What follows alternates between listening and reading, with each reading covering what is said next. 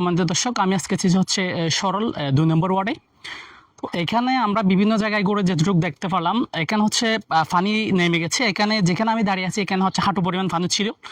ওনারা স্থানীয় যারা ছিল ওনাদের কাছ থেকে জেনে ওনারা বলেছেন এখানে হাঁটু পরিমাণ পানি ছিল।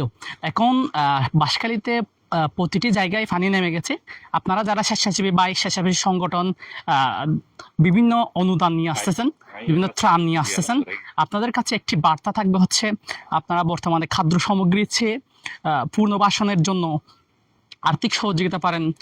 যাদের ঘরবাড়ি অতিরিক্ত বিলীন হয়ে গেছে, অতিরিক্ত ধ্বংস হয়ে গেছে, তাদেরকে চাইলে সম্পূর্ণ ঘর পুনর্বাসন করে দিতে পারেন এবং আর্থিকভাবে সহযোগিতা করতে পারেন, যাতে তাদের এখন মোটামুটি আমরা খবর নিয়ে দেখলাম প্রতিটা এলাকায় মোটামুটি ত্রাণ পৌঁছেছে, খাদ্য সামগ্রী পৌঁছে গেছে।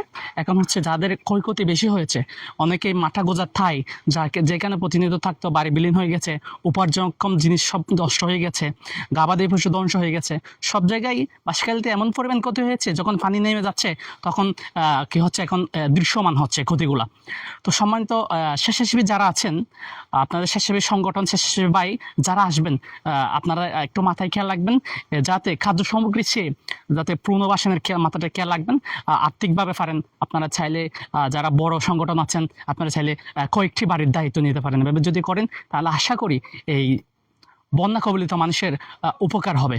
আমরা স্থানীয় জনগণ যারা আছে প্রবীণদের কাছ থেকে প্রবীণদের সাথে কথা বলেছি এবং বিভিন্ন সম্মানিত ব্যক্তিদের সাথে কথা বলেছি।